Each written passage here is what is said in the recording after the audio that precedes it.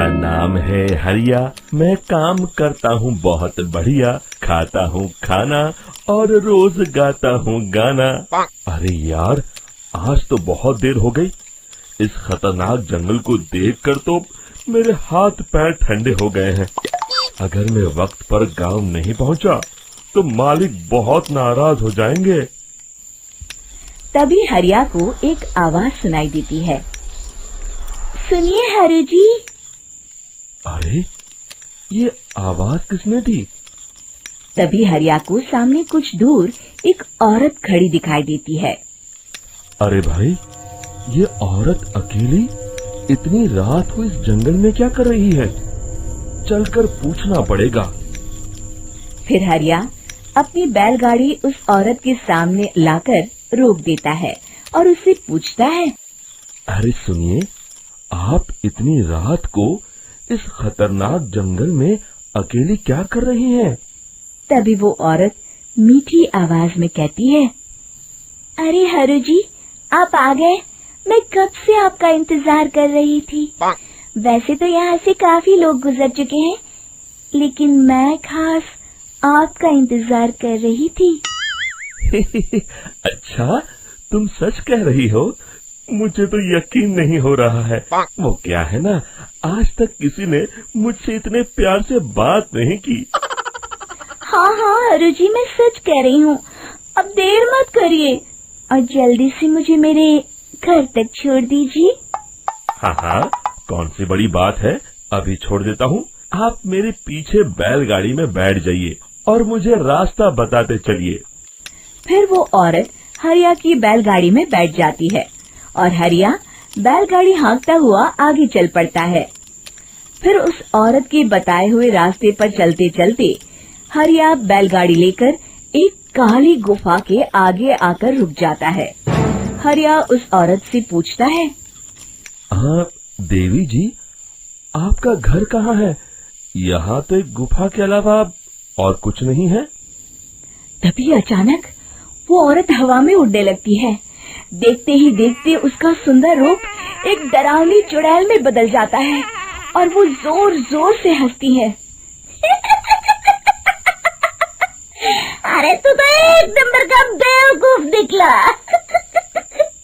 तू तो बड़ी आसानी से मेरी बातों में आ गया। अरे मर गया रे, ये तो एक चुड़ैल है। हे भगवान बचा ले, ये तो बड़ी डरावनी दिखाई दे रही है। और फिर अगले ही पल हरिया की बैलगाड़ी में रखा सारा सामान हवा में उड़ता हुआ उस काली गुफा के अंदर चला जाता है और वो चुड़ैल भी उस गुफा के अंदर जाकर कहीं गायब हो जाती है। हरिया ये नजारा देख बुरी तरह घबरा और परेशान हो जाता है। अरे, ये चुड़ैल तो मेरा सारा सामान लेकर गुफा में गायब हो गई। अब क्या होगा? अगर मैं गांव खाली हाथ गया तो मालिक मेरी अच्छी खबर लेंगे। मेरी इस बात का कोई यकीन भी नहीं करेगा। फिर आखिर वही हुआ। हरिया के मालिक चंपक सेठ को हरिया की किसी भी बात पर रत्ती भर भी यकीन नहीं हुआ। चंपक सेठ को लगा हरिया झूठ बोल रहा है और उसने ही लालच में आकर सारा सामान हड़प कर लिया है। फिर हरिया को बेईमान समझकर चंपक सेठ उसे काम से निकाल देता है। अगले दिन अपनी दुकान में परेशान बैठा चंपक सेठ गुस्से में बड़बड़ाता है। अरे, दुकान में तो सामान बिल्कुल भी नहीं है। अब मुझे ही शहर जाकर सामान लाना होगा। फिर वो अपनी बैलगाड़ी लेकर शहर चला जाता है। शहर से सामान लेकर जब चंपक सेठ वापस गांव लौट रहा होता है, तभी उसे एक आवाज सुनाई देती है। चंपक जी, ओ चंपक जी। अरे, ये तो कोई मेरा नाम लेकर मुझे पुकार रहा है। फिर उस रास्ते में वही औरत खड़ी दिखाई देती है।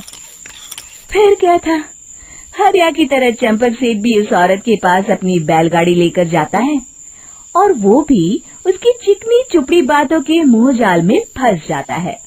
फिर चुड़ैल उसे भी अपनी गुफा तक ले जाती है और उसका सारा सामान लेकर गुफा में गायब हो जाती है। बेचारा चंपक सेठ लाचार होकर खाली हाथ गांव लौट आता है। फिर ये उस जंगल में रोज की बात हो जाती है। जो कोई भी शहर से कुछ लेकर गांव की तरफ लौटता, वो चुड़ैल उसे बेवकूफ बनाकर उसका सारा सामान लेकर गुफा में गायब हो जाती। एक दिन हरिया एक लकड़हारे को उसी जंगल की तरफ जाते हुए देखता है। फिर हरिया उसे रोकते हुए कहता है, अरे भाई, क्यों अपनी मौत को दावत दे रहे हो? मेरी बात मानो, आगे जंगल में मत जाओ, वहाँ एक बड़ी भयानक चुड़ैल रहती है। लकड़हारा हरिया की बातों को नजरअंदाज करते हुए कहता है, अरे भाई, मुझे पहले ही बहुत देर हो चुकी है, मुझे जाने दो भाई। शाम तक लकड़ियाँ काट कर शहर के बाजार में बेचना है। तुम अपनी ये कहानी किसी फुर्सत में बैठे इंसान को सुनाओ, मैं तो चला। इतना कहकर लकड़हारा वहाँ से आगे जंगल की तरफ चला जाता है। फिर अगले दिन गांव के मुखिया के घर के बाहर बहुत सारे लोग जमा हो जाते हैं। तभी हाथ में कुल्हाड़ी लिए खड़ा लकड़हारा कहता है, अरे मुखिया जी, अब आप ही हमें बचाइए उस जंगल वाली चुड़ैल से। हमारा सारा काम तो शहर से ही होता है। अरे मुखिया जी, उस चुड़ैल की वजह से तो मैं पूरी तरह बर्बाद हो गया हूँ। हम सबको मिलकर उस चुड़ैल का कोई इलाज करना पड़ेगा। तभी भीड़ में खड़ा वीरा कहता है, आप लोग चिंता मत करिए, कल से वो चुड़ैल किसी को नहीं लूट पाएगी। मेरे पास एक बहुत अच्छी तरकीब है। तभी चंपक सेठ उसका मजाक उड़ाते हुए कहता है, अरे तेरा नाम वीरा है तो क्या हुआ? तूने अभी उस चुड़ैल को देखा नहीं है? जाकर अपना काम कर, बड़ा आया। तब मुखिया जी कहते हैं, नहीं चंपक सेठ, मुझे लगता है हमें इस लड़के को एक मौका देना चाहिए। फिर सभी गांव वाले मुखिया जी की बातों से सहमत हो जाते हैं और वीरा शाम को एक बैलगाड़ी में कुछ सामान लादकर उस जंगल की ओर चल देता है। वीरा, ओ वीरा, कहाँ जा रहा है? तभी वीरा मुड़ के देखता है, वही चुड़ैल एक औरत के रूप में खड़ी है। अरे बहन जी, मैं आपको ही ढूंढ रहा था। देखिए, मैं आपके लिए क्या लाया हूँ। है? अरे वाह, तो खुद मेरे लिए इतना सामान लाया है। तू ही अकेला गांव में समझदार है। जरा देखो, मैं भी खोल के, बड़े भूख लगी है।